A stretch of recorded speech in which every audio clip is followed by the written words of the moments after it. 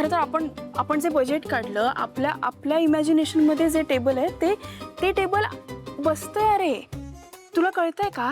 आणि दुसरी बेस्ट गोष्ट म्हणजे हे आपल्या गाडीत पण नीट व्यवस्थित बसू शकतोय. म्हणजे रात्र झाली की तुला एकट्याला खूप मेहनत घेऊन करायची गरज नाही ना, पटकन गाडीत टाकलं की झालं. तुटणार फुटणार पण नाही. हे बघ, तू माझ्यावर प्लीज विश्वास ठेव, हे बेस्ट टेबल आहे अरे. पीटर, मी जे जे तुला शिकवतोय ना त्याचा परिणाम होतोय बरं का. म्हणजे दुकानात काम करायला लागल्यापासून माल कसा विकायचा हे परफेक्ट कळलंय तुला. थँक्यू. पण तू खुश आहेस ना? म्हणजे झालं तर मग चल बिल करायला जाऊ. चल चल चल.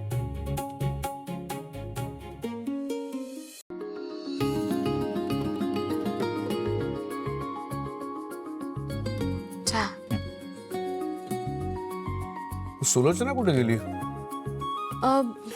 बाबा आत्या सकाळी बाहेर गेले. म्हणजे मी काही त्यांना विचारलं नाही, पण बाहेर पडत असताना पिशवीत काहीतरी घेऊन गेल्या त्या. काहीतरी घेऊन बाहेर गेली? कुठे कुठे गेल्या हे माहीत नाही, पण लवकर निघाल्या होत्या त्या. म्हणजे 7-7:30च्या दरम्यान. हो ना स्वराज? हो.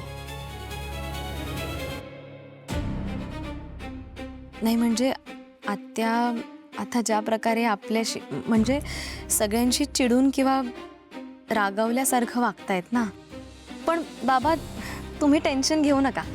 आज आत्या चिडल्या नव्हत्या. म्हणजे कालसारखा त्यांचा मूड ऑफ नव्हता. आज त्यांचा मूड खूप चांगला होता, नेहमीपेक्षाही चांगला होता. नेहमीसारख्या गुणगुणत होत्या, शिट्टी वाजवत काहीतरी किचनमध्ये करत होत्या. एकंदरीत हे सगळं करत असताना त्यांचा मूड खूप छान होता. बाबा तुम्हाला एक सांगू का?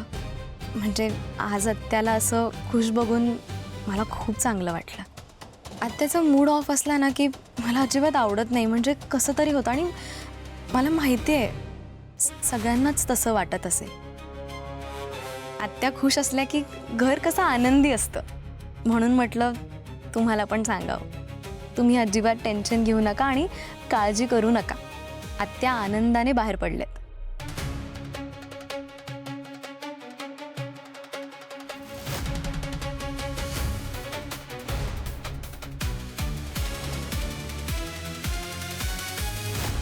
कर हा पुरुषोत्तम, खूप विचार कर. तुझ्या डोक्यात खूप साऱ्या प्रश्नांचा साप सोडलाय मी. आता तो साप जसा वळवळ करेल तसा तुला त्रास होईल. पण ही सुलोचना खुश होऊन घराबाहेर पडली आहे म्हणजे तिकडे बेवड्याच्या आयुष्यात काहीतरी चांगलं घडत असावं. पण ते चांगलं फार काळ टिकणार नाहीये. जोवर ही प्रीती सावेकर आहे ना तोवर मी त्या बेवडा दीपला सुखाने जगू देणार नाही.